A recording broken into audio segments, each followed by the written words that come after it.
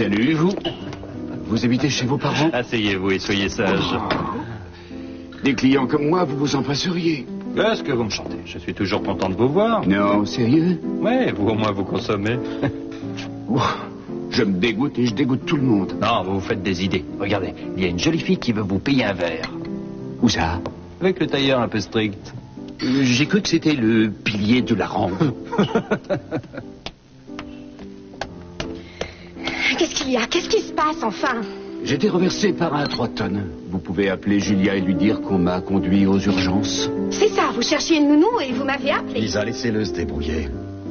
Mais j'y compte bien, j'en ai assez de couvrir ces beuveries à la fin. Mon Dieu, ça y est, je me mets à voir double. Et c'est drôle parce que votre double ne vous ressemble pas. Dire que j'ai eu la bêtise de m'imaginer que ce serait une soirée agréable. Une occasion de se parler. J'ai eu tort d'accepter de passer. Après tout, ramasser le patron au fond des bars, ce n'est pas le rôle d'une secrétaire. Secrétaire?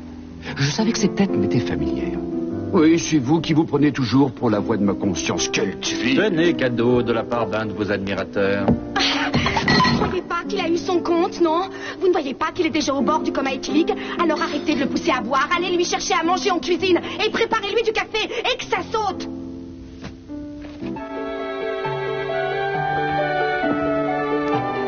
La femme là-bas.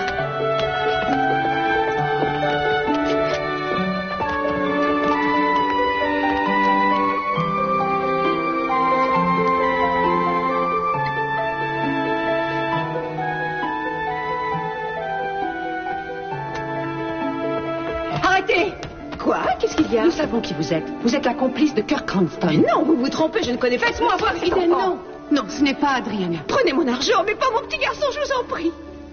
Je suis désolée. Ma fille a été enlevée et j'ai cru un moment que c'était elle. Ce n'était pas elle, je vous l'ai dit. Vous le saviez? Oui, je l'ai su quand je me suis approchée d'elle. J'aurais reconnu Adriana tout de suite, tout comme vous. Attention! Pardon, monsieur, ma femme a insisté pour qu'on danse tous les deux. Je suis un très mauvais cavalier. Excusez-nous, Seigneur Zorro. Non! Va-t'en! Main en l'air!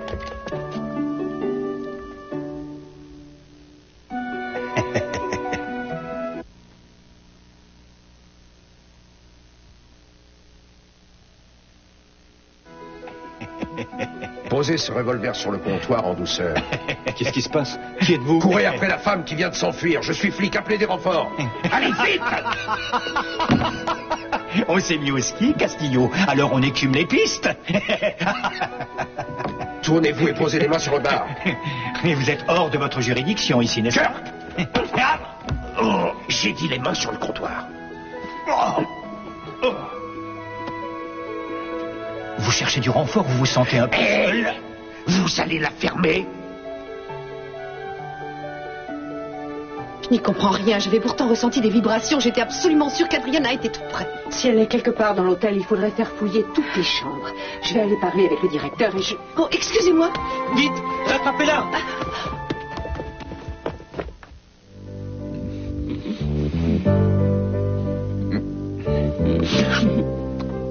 Mes sœurs vont rentrer. Elles reviennent vers minuit. Mais qu'est-ce que ça fait? Il faut que tu me laisses. Sinon, elles vont nous surprendre. On n'a qu'à aller autre part, alors. Et où ça? Chez toi? On aura des milliers d'autres occasions. On peut trouver un petit hôtel hors de la ville. Mais tu te souviens de ce qui s'est passé la dernière fois qu'on a voulu aller à l'hôtel? Mais je me sens si bien, je ne veux pas qu'on se quitte. Ouais. Et c'est vrai qu'on est bien tous les deux. Et j'aimerais que ce moment dure toujours, qu'on reste comme ça toute la vie. Moi, je voudrais... Quoi? Ah, enfin, je suis un homme et j'ai envie d'aller plus loin. Non, attends. Tu veux aller trop vite. On a toute la vie pour aller plus loin. Ça t'angoisse autant?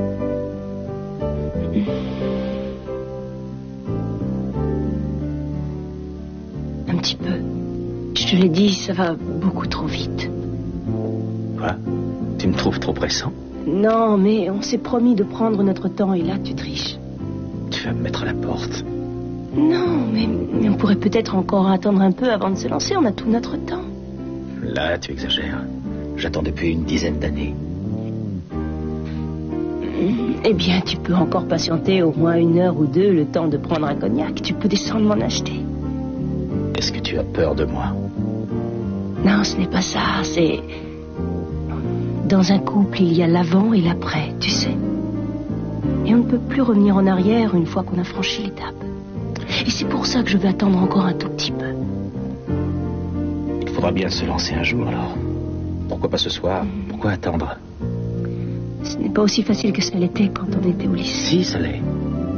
Parce que le pire est derrière nous à présent. Comment en être sûr? Tu es bête.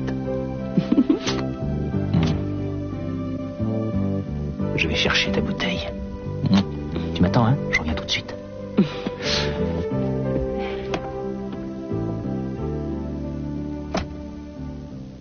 Ce n'est pas la peine de vous déranger, je m'en sortirai. Et si jamais il tombe dans la rue, comment vous le remettrez debout? Non, je vous accompagne. Si vous me disiez, vous voulez me traîner, je vous dirais si j'ai envie de vous suivre jusque-là. Vous avez dit que vous ne vouliez pas rentrer chez vous. Julia se chargera de lui appeler, là. Il est temps qu'il apprenne à se prendre en charge seul. Il est adulte, non? Non, une petite minute. Où est-ce que vous voulez m'emmener tous les deux? Mais laissez-moi. Kidji, à moi, je déteste le bingo. Parfait, on ne va pas au bingo. Où on va, alors? C'est une surprise, camarade.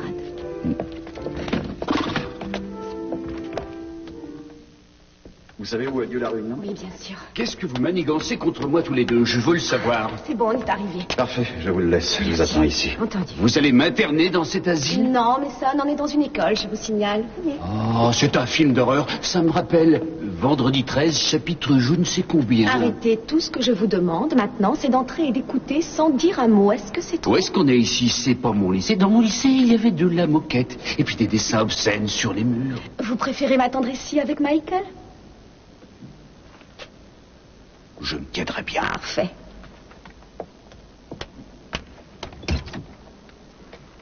C'est nous, Betsy.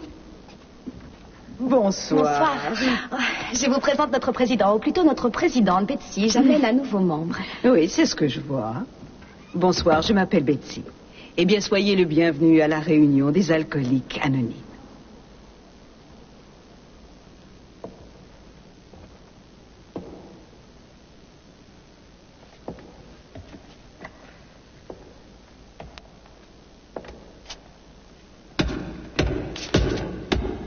On ne joue pas au ballon dans les couloirs. Désolé, madame. Vous allez vous faire mal, c'est trop lourd pour vous. Mais non, merci. Ça va très bien. Je ne comprends pas pourquoi les dossiers scolaires des terminales de l'année dernière encombrent mon fichier. On n'a pas dû faire le tri. Mais qu'est-ce que vous venez faire au lycée à cette heure-ci? Ah, bon, je suppose que ça ne me regarde pas. J'ai accompagné un ami. Ah, je vois. Je suis fait comme un rat. Et évidemment, ça explique mon comportement étrange. Oui. Et comment ça se fait que vous travaillez encore? J'ai un tas de choses à faire ici, en dehors du rangement. Et il faut que je trouve 3 professeurs d'ici une semaine, c'est urgent. Je n'aime pas avoir des classes de plus de 30. Enfin, j'espère que votre mari ne s'ennuie pas trop de vous. Non, il n'est pas rentré, il est au bureau, je lui ai téléphoné il y a 1 minute. C'est bizarre comme les acharnés du travail se retrouvent quand même. Et au fond, ça a du bon. On a chacun notre travail et notre vie. Et on sait mettre à profit toutes les minutes qu'on passe ensemble. Tous les samedis, on sort. Et le soir, vous commandez une pizza. Oui. Ne croyez pas que je vous espionne, c'est simplement que la seule pizzeria bonne dans ce coin, c'est chez Luigi. Vous vouliez ranger ça? Au 3e, il y a une pièce pour les archives, mais tenez, je vais le faire. Vous vous appelez Arnold Schwarzenegger? C'est vrai. Si vous voulez m'aider à monter ça au 3e, c'est pas de refus. Aucun problème. En avant pour le 3e, ma petite dame. Montrez-moi le chemin.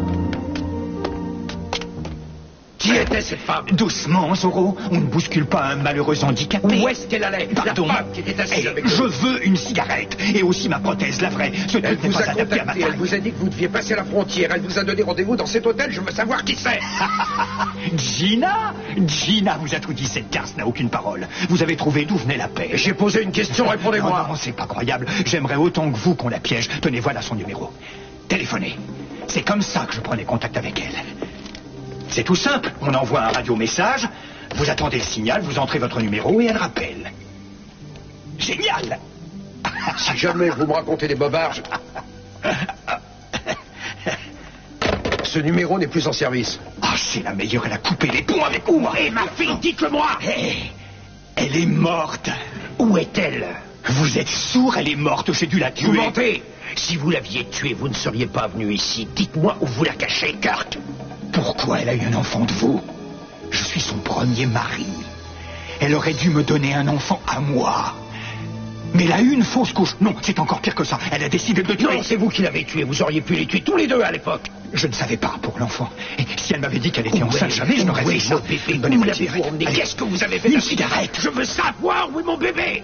Une cigarette. Ce n'est plus vous qui menez le jeu. Vous êtes cuit, Kurt.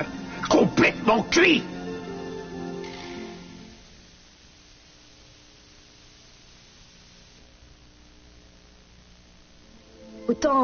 Autant que je me souvienne, j'ai dû commencer à boire vers 14 ans. Ou même plus tôt, peut-être. C'est assez flou pour moi. Mon père trouvait que c'était tout à fait chic de servir du vin à ses filles au dîner. Pas pur, mélangé à de l'eau, évidemment. On était italiens, on devait boire du vin. C'était une tradition pour lui. Maintenant, je me dis qu'en fait, il nous obligeait à boire avec lui parce que boire en famille, ce n'était pas boire. Je ne me rappelle pas quand j'ai pris conscience que c'était un alcoolique. Je pensais que tous les parents criaient sur leurs enfants et oubliaient ce qu'ils avaient dit le lendemain. Et je ne me doutais pas non plus que ça pouvait se transmettre de parents à enfants, comme les cheveux blonds et les yeux bleus. Les cheveux blonds, ça a été pour ma sœur. Moi, j'ai hérité du côté négatif. C'était dans mes gènes sans que je le sache. Je me souviens que ma mère avait voulu que j'aille en pension loin de la maison. J'avais pensé que c'était parce qu'elle ne m'aimait pas. Mais maintenant, je me rends compte, avec le recul, qu'elle avait eu l'intuition de ce que je deviendrais en restant avec mon père et qu'elle voulait l'éviter. Mais elle est morte quand j'avais 13 ans et ça me semble incroyable qu'on ait réussi à s'en sortir ensuite. Il faut dire que mon père avait sans arrêt des démêlés avec la police. Il passait souvent la nuit au poste pour conduite en état d'ivresse. On faisait les bars ensemble et je le reconduisais. Quand on apercevait des flics, on changeait vite de place parce que je n'avais pas le permis. Quand je me levais le matin, je vidais les fonds de bouteilles ou les verres qu'il n'avait pas terminés. J'étais complètement dépendante. Nuit après nuit, on se disputait pour un oui ou pour un non. À force, il n'y avait plus un meuble, plus une chaise qui tenait debout. On cassait tout ce qu'on pouvait, lui et moi. Mais un jour, Dieu soit loué, ma sœur en a eu marre et elle est allée vendre la voiture. Elle s'était arrangée pour truquer les papiers en imitant sa signature et elle lui a dit qu'il l'avait vendue étant sous. Elle a placé une partie de l'argent sur un compte en banque pour Émilie et moi et après, elle est partie. Elle a quitté la ville en emportant le reste après s'être mariée à un homme qu'elle ne connaissait que depuis une semaine. J'aurais sûrement fait la même chose à sa place. Mais toutes les années qui ont suivi, il n'y avait plus personne à la maison pour nous empêcher de nous entretuer, mon père et moi. On s'enfonçait de plus en plus dans l'alcool et les disputes. Ce qui m'a sauvée de ce cauchemar, ça a été mon autre sœur, Émilie. Un soir, pour ne pas changer, je suis rentrée tard. Et mon père était saoul, comme toujours. Mais il s'est comporté d'une manière différente. Il a oublié que j'étais sa fille. Il a eu des gestes déplacés. J'étais assez lucide, heureusement. Je me suis rendu compte de ce qu'il voulait faire. Je suis montée me réfugier à l'étage et j'ai tiré le verrou. Il a essayé de me faire ouvrir. Il cognait à la porte en hurlant et j'ai dû faire semblant de m'être évanouie. Alors il s'est dirigé vers la chambre d'Émilie. Et en entendant ce bruit, le bruit d'une porte qu'on ouvre à la volée, d'un seul coup, ça m'a ouvert les yeux sur moi et la vie dans laquelle je m'étais lentement enfoncée. Je suis descendue dans la cuisine aussi vite que j'ai pu. J'ai attrapé un couteau, le plus gros que j'ai pu trouver, et je suis remontée. Il était assis sur le bord du lit et il regardait fixement Émilie. Elle s'était réveillée et je ne sais pas si elle avait compris pourquoi il venait la voir, mais elle a eu la présence d'esprit de rester silencieuse. Et c'est là que je lui ai dit, Émilie et moi, on va quitter la maison et si tu essaies de nous en empêcher, je te tue. Alors, il s'est tourné vers moi et il m'a dit, je te comprends parfaitement. Et aujourd'hui encore, je ne sais toujours pas s'il pensait au fait qu'on s'en aille ou à ma menace de le tuer. J'ai emmené Émilie et j'ai pris l'argent de la vente de la voiture pour partir au nord. Mais partir, ça n'a pas tout réglé. La situation s'était améliorée, mais j'étais toujours alcoolique. On ne s'en sort pas comme ça.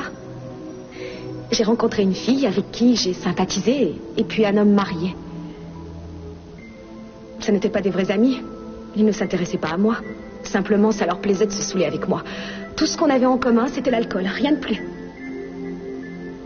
Mais finalement, ça a été un autre ami, également marié, qui m'a traîné un jour à une réunion des alcooliques anonymes. Il y a de drôles de coïncidences dans la vie. Le destin a un certain sens de l'ironie. Et ça fait 3 ans maintenant, à 1 mois près, que je ne bois plus. Merci, mais ça devrait faire 4 ans. J'avais arrêté avant, mais au bout de 6 mois, j'ai voulu voir. J'ai voulu voir si la cure était efficace et si j'étais guérie. Et je me suis réveillée après 2 jours de cirrhage total, l'estomac complètement vidé et la tête comme un chou-fleur. Ceux qui commencent la cure doivent savoir une chose. Qu'on ait arrêté depuis 30 jours, 30 mois ou 30 ans, on n'est jamais guéri. La seule façon de ne pas retomber dans l'alcool, pour nous, c'est de ne plus jamais y toucher. Il suffit d'un verre, d'un seul pour replonger. J'ai encore du chemin à faire et je me rends compte que ça sera encore long. J'ai beaucoup de défauts. Je juge trop vite et comme il me faut du temps pour pardonner, je me retrouve souvent un petit peu seule. Ce n'est pas étonnant. Mais ce n'est pas une fatalité. Je sais que je peux changer si je m'accroche. Et se sentir maître de soi, c'est formidable. C'est déjà tellement... Seule, je n'avais jamais réussi à sortir de cet enfer. Si aujourd'hui je retrouvais une vie digne de ce nom, je le dois à vous tous qui avez décidé de vous prendre en main, de rompre le cercle vicieux de l'alcool. Vous m'avez permis de reprendre espoir, et je vous en serai toujours reconnaissante.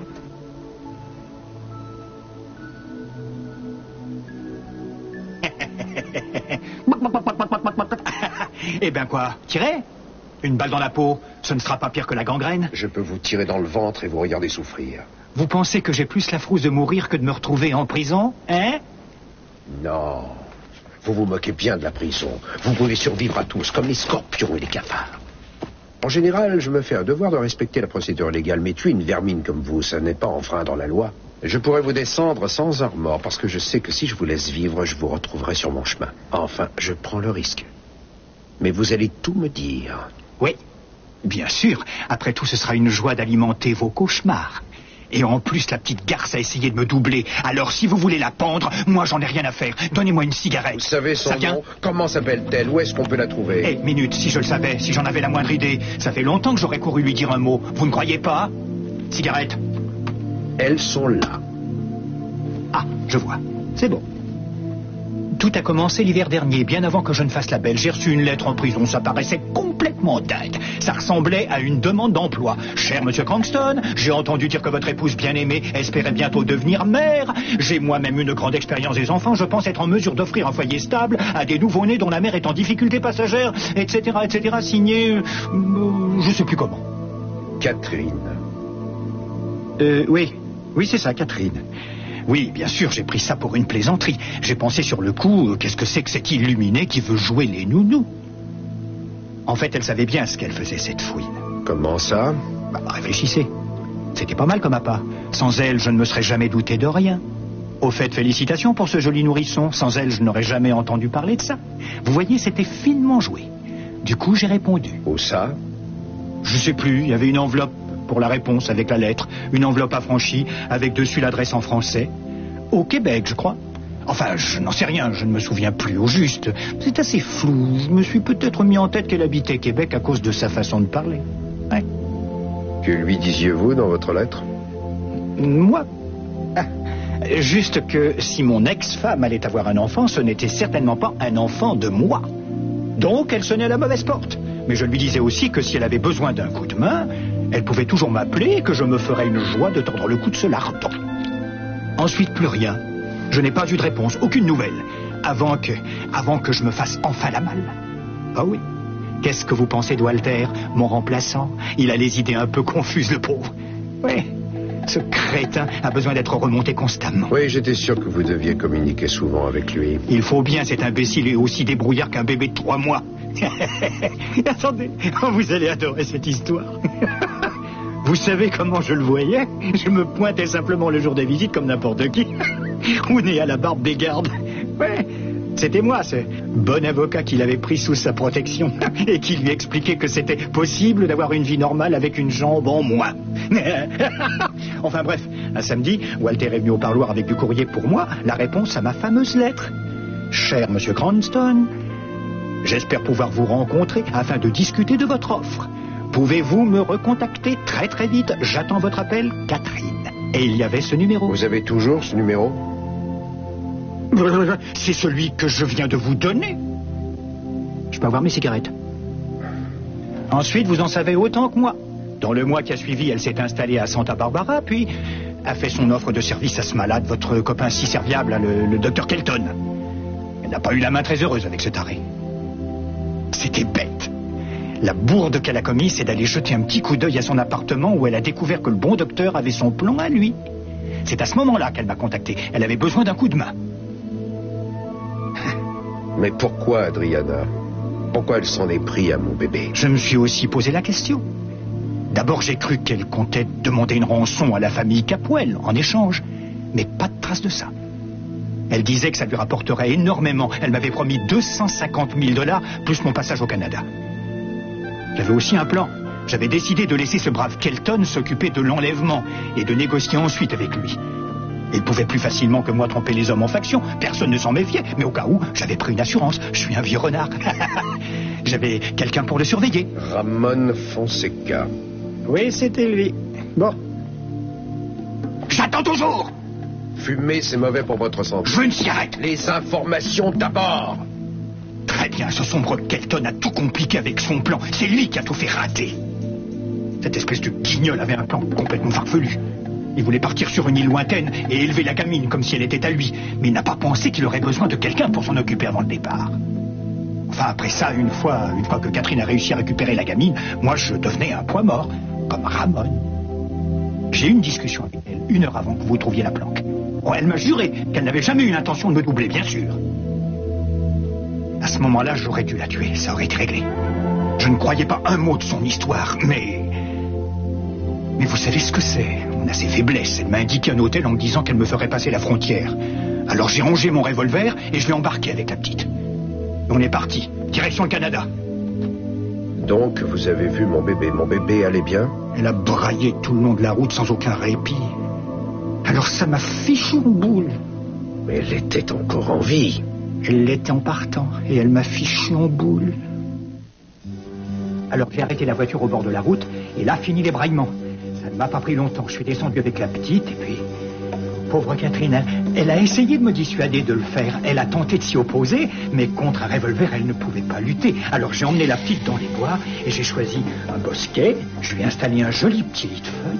Je l'ai mise au creux de son nid bien au chaud et quand elle a été bien calée, je suis parti. Je veux savoir exactement où vous l'avez laissé. Dites-moi où c'était, où je vous descends comme un chien. Oh, trop tard. Il y a longtemps qu'elle n'y est plus.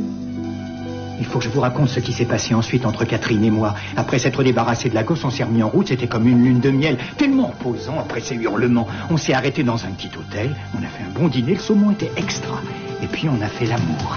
C'était ma première nuit d'amour depuis Eden. Mais j'ai été stupide. Quand je me suis réveillé, Catherine s'était envolée avec la voiture. Alors j'ai dû emprunter une Mustang sur le parking de l'hôtel et j'ai refait tout le chemin en sens inverse. Je suis retourné chercher la gosse, mais c'était trop tard, la petite n'était plus là. Alors, soit Catherine l'a récupérée avant que les loups ne se chargent d'elle, soit les loups ont été plus rapides, mais ça m'étonnerait quand même. Oui, ça m'étonnerait parce que si ça avait été les loups, ça aurait laissé des traces. Enfin bref, elle m'a recontacté un matin. Je crois qu'elle téléphonait du Québec. Je ne peux pas le jurer, mais c'est ce que j'ai pensé sur le coup. J'ai cru qu'elle allait enfin se décider à me donner mon argent. Ah non, elle a dit, je suis embêtée, il y a un petit problème. Je vais repasser à Santa Barbara et je vous paierai. Pourquoi là, ça? J'en sais rien. C'était parce qu'elle faisait chanter Ramon Fonseca, sans aucun doute. Sans blague, c'est la meilleure. Après ça, j'ai essayé de la contacter, mais jamais elle n'a répondu. Ramon avait été arrêté et votre voyante extra-lucide était à mes trousses, alors voilà, toute l'histoire, le reste vous le savez. Non, continuez. Vous avez téléphoné à qui de chez Gina? Je veux fumer. Vous aviez rendez-vous avec une femme ce soir. Ne dites pas non, alors j'aimerais savoir qui vous a demandé de venir ici.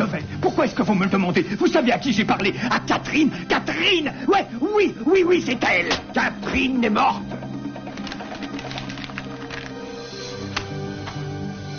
Ramon l'a descendue. Elle est morte. Vous ne le saviez pas?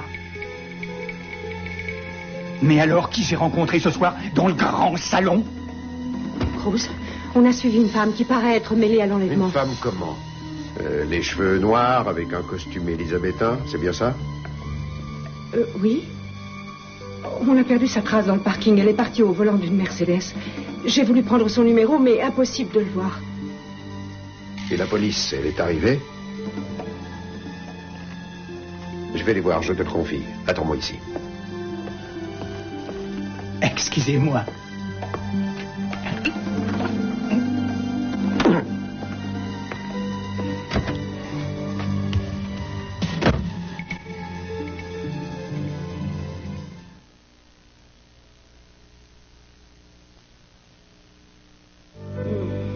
Pourquoi est-ce que c'est toujours un petit peu triste de se rappeler les moments heureux de son passé? Peut-être parce qu'il y avait quelque chose qu'on espérait et qui, malheureusement, ne s'est pas réalisé.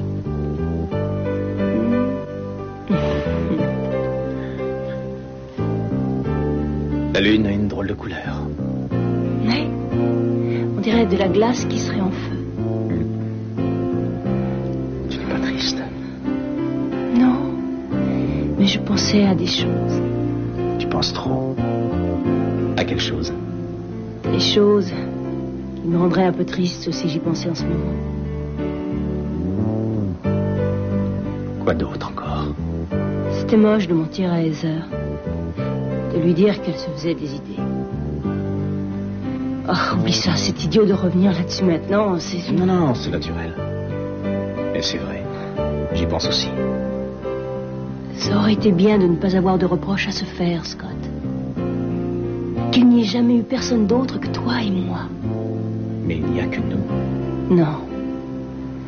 Quand je revois le passé, il y a tant de choses que je regrette. J'aimerais n'avoir jamais eu d'aventure avec d'autres que toi.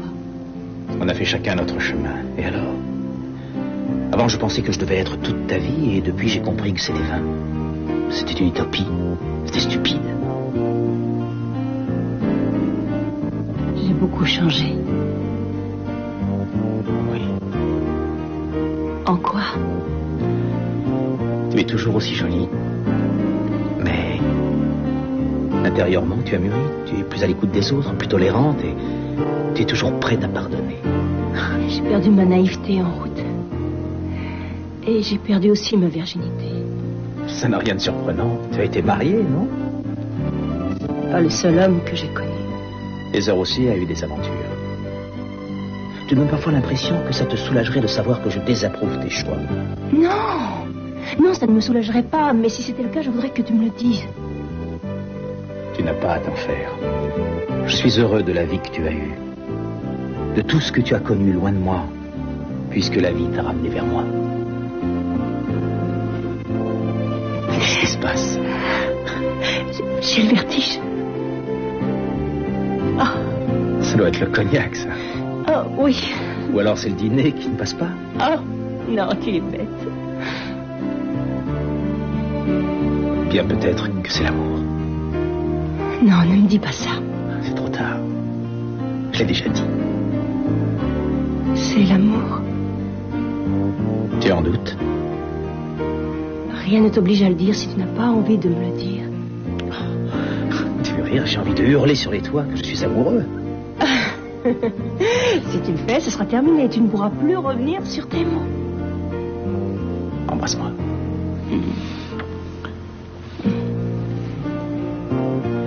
Je suis fou de toi.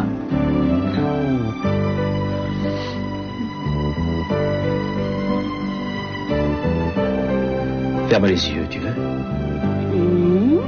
Je ne serai plus là quand tu les rouvriras. Pourquoi? Je n'en sais rien. Pourquoi? Comme ça. J'ai envie de rester sur cette impression ce soir. Je veux encore savourer cet instant. J'ai envie d'y penser pendant la nuit, d'avoir du mal à m'endormir. Allez. Allez, ferme les yeux.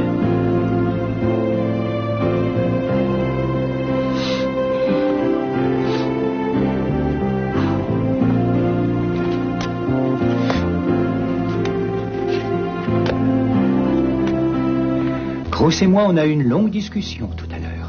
Je préfère avoir la version de Cruz. Tu n'es pas curieux? Je préfère avoir la version de Cruz. On a parlé d'Adriana. Est-ce que tu veux un autre indice ou tu t'en fiches? Est-ce qu'elle est en vie? Eh bien, disons que c'est compliqué de répondre. Mais avant de continuer, j'aimerais savoir une chose. Est-ce que Cruz est une affaire au lit? Il a l'air prometteur. C'est-à-dire, j'ai aussi l'air d'être un bon coup, mais l'agent, ça gâche tout. Elle est en vie? Enfin, tu seras heureuse de savoir que ça ne me freine pas au lit. Je veux savoir si tu l'as vue ou non. Oh oui. Si je te pose cette question indiscrète, c'est que... Tu disais que tu ne pourrais pas avoir d'enfant. Je n'ai pas rêvé. C'est bien ce que tu m'as dit à l'époque. Alors j'imagine que pour que tu sois enceinte, le pauvre Cruz a dû s'échiner un bon moment. Est-ce que tu l'as vue? Je l'ai vue. Oui. Trop à mon goût.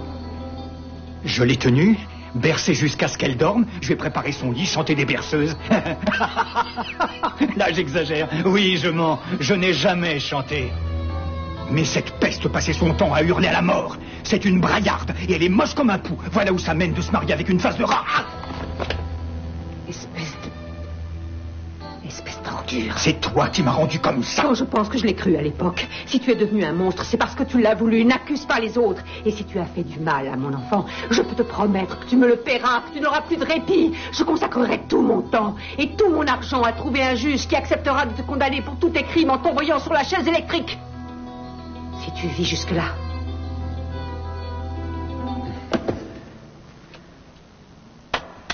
Quand on a été scout, on le reste pour la vie. Vous voulez rire? Vous n'avez jamais été scout. Si j'ai été scout, j'avais obtenu le grade de castor. C'est un tout petit peu avant aigle. Il y a des tas de choses que vous ne savez pas de moi, figurez-vous. Ça, je m'en doute. Pourquoi? Vous devriez retourner en bas. Votre ami doit sûrement vous attendre. C'est vrai, vous devez rentrer manger votre pizza. Exact.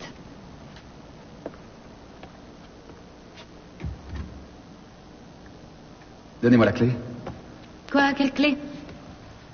Ah, et je vous l'ai donnée tout à l'heure. Laura. Une minute. Non, non, c'est vrai, mais j'ai dû la mettre dans un carton par mégarde. Attendez, ça doit pas être loin.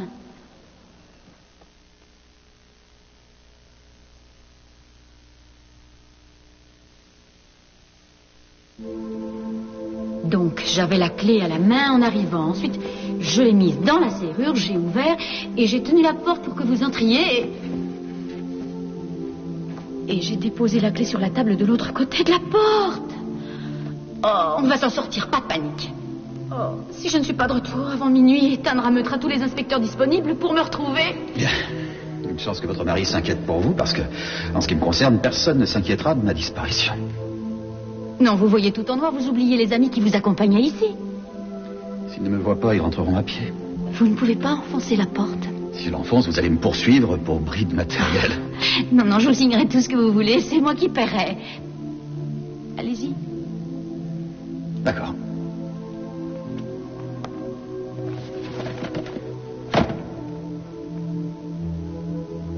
Attendez.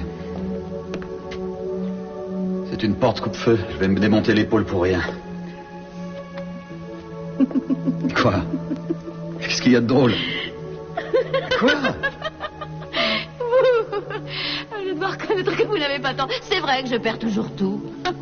Ah non, c'est seulement égaré, mais voilà, vous êtes sûr que c'est perdu? Ah, c'est vrai. C'était toujours un drame. Je me jurais pratiquement à chaque fois que je ne vous aiderais plus jamais à chercher quoi que ce soit. Et ça ne ratait jamais, je finissais toujours par retourner toute la pièce pour le retrouver. Et c'est là que Jamie arrivait. Et il nous disait, essayons d'être un peu méthodiques. Et il le retrouvait en 1 minute. C'est peut-être pour ça que j'ai gardé cette sale manie de perdre toujours tout. Oui. Peut-être. On ne devrait pas parler de ça. C'est drôle, vous savez. Ethan veut qu'on ait des enfants, tous les deux. Je sais, c'est naturel. Vous êtes contre? Vous trouvez que c'est bête? Vous devriez comprendre, pourtant. Oui, moi je vous comprends, mais Ethan doit avoir du mal, lui. D'après vous, je devrais tout lui raconter et lui parler de Jamie et du reste. Et si je ne veux pas qu'on sache, c'est mon droit. C'est à moi seul de prendre cette décision. Il y a des tas de femmes qui n'ont pas envie d'avoir d'enfants et on ne leur demande jamais d'expliquer pourquoi et de faire le résumé des événements qu'elles ont vécus depuis leur naissance.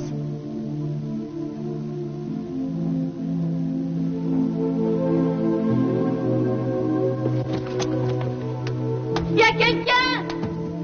S'il vous plaît, on est enfermés aux archives. Il y a quelqu'un?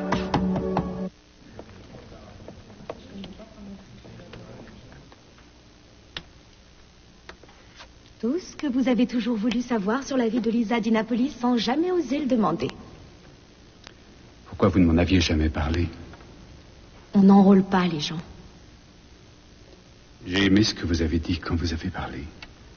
C'était dur de raconter ma vie devant vous.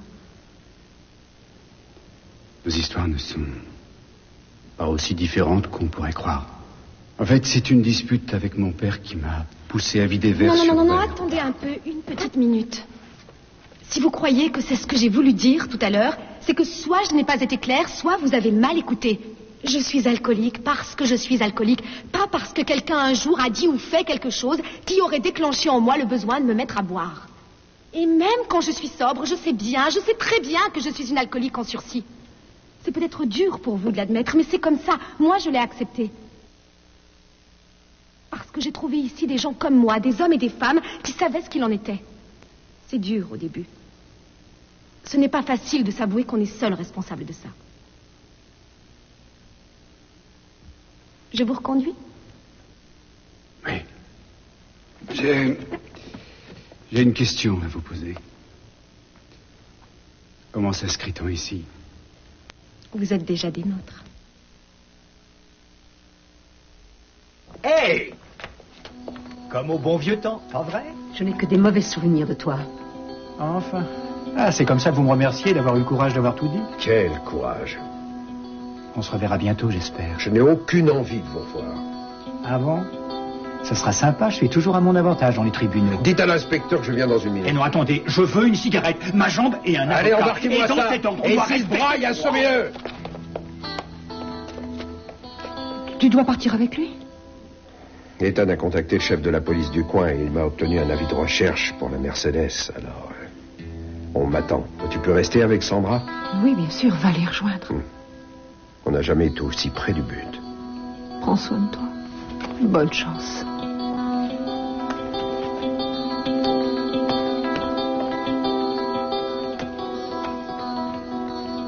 Mais qu'est-ce que c'est que ça? Le bracelet de la femme, elle l'a perdu. Oh, vite, donnez-le-moi. Je vais rattraper Cruz et le lui rendre. Laissez-le-moi, je peux en faire un meilleur usage que la police.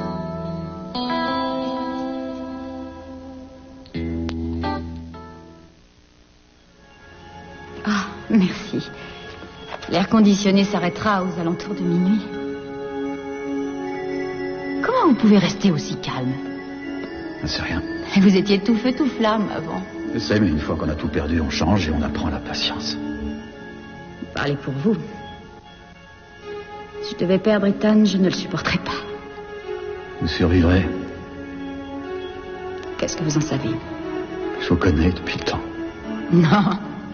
Non, la fille que vous connaissiez ne pouvait pas tenir une minute sans râler contre tout et rien et s'effondrer passer 10 heures du soir. Et vous tenez jusqu'à minuit, maintenant. Ah oui, ça m'arrive. C'est un peu idiot. Et le soir, quand Ethan va se coucher, je peux être un peu seule et penser au passé. Là, je ressors ma boîte à souvenirs, bourrée de photos et de choses ayant appartenu à Jimmy. Il y a des soirs où j'essaie de retrouver des détails, sans savoir pourquoi. Je me demande sans aucune raison des trucs idiots, mais sur le coup, ça me semble plus important que tout. Je me revois lui achetant une paire de bottes, mais je ne me souviens ni de la taille, ni de la couleur.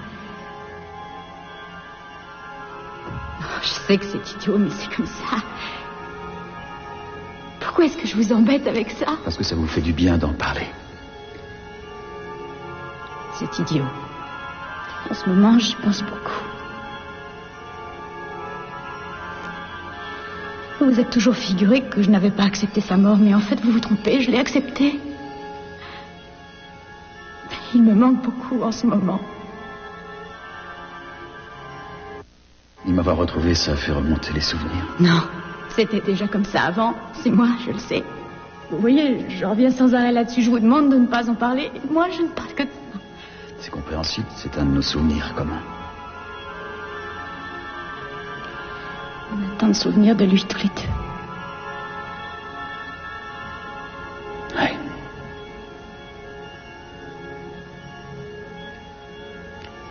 Maintenant, on va avoir d'autres souvenirs. Comme celui-là. Ce sera un bon souvenir.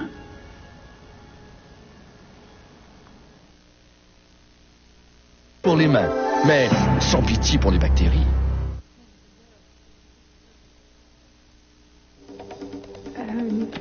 Un miroir.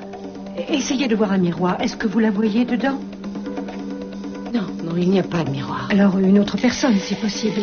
Ou un portefeuille. Vous voyez son nom sur son permis de conduire. Non, le seul nom qui me vienne, c'est le vôtre. Parce qu'elle pense à moi ou ça vient de vous? C'est... Non, il faut que je les empêche de la prendre. Mais que voyez-vous? Adriana, elle a votre bébé. Ne t'inquiète pas, mon petit chat. Tu es avec moi maintenant. Personne ne pourra te faire de mal. Personne ne nous séparera, toi et moi. Plus jamais, ma chérie. Plus jamais.